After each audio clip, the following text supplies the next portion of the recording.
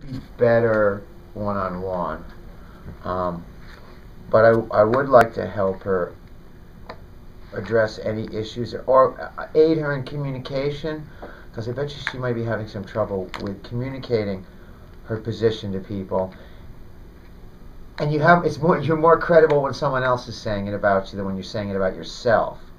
Yeah. So maybe I can help her make it more palatable, get people to listen a little more easily, so that she's not so quickly dismissed by the medical community.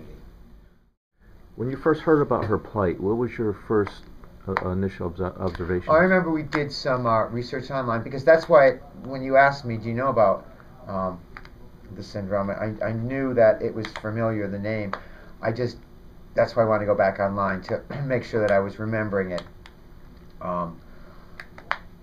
Bizarre, truly bizarre, but believable, because there's all these other people, there's photographs, it's a real thing. And the American Medical Association has a tradition of being very traditional and having the position that we know everything. There's nothing more to know. We've got it covered. So when a layperson tries to introduce an idea or a concept, very quickly it's a suspect of a mental health issue. What do you think about there's other people that have this? Yeah. What about them? So, I mean, could this be mass hysteria? I don't have the background to be able to determine if it is or it isn't, but personally, no, I don't believe it. It could be. Why so many people would have the same symptoms? It doesn't make sense that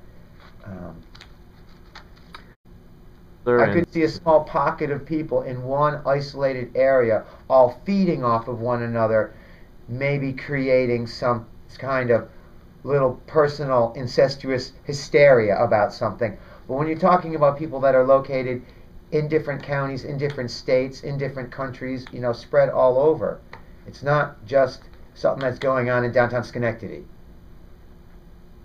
It's across the state. There are blogs, people on the internet all over, so something going on.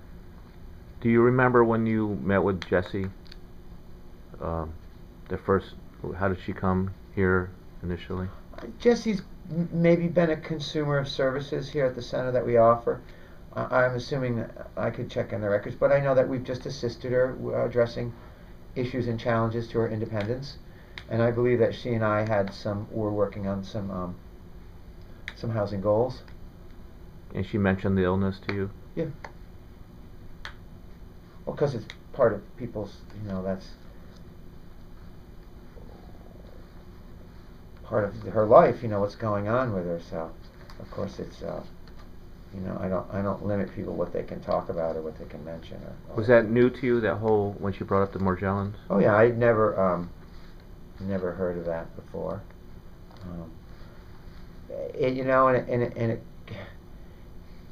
It could very well, because there are other skin parasites, without a doubt. And maybe there's something new. Maybe there's some new symbiotic scenario going on where it's not one parasite, but it's more than one, a parasite and a bacteria.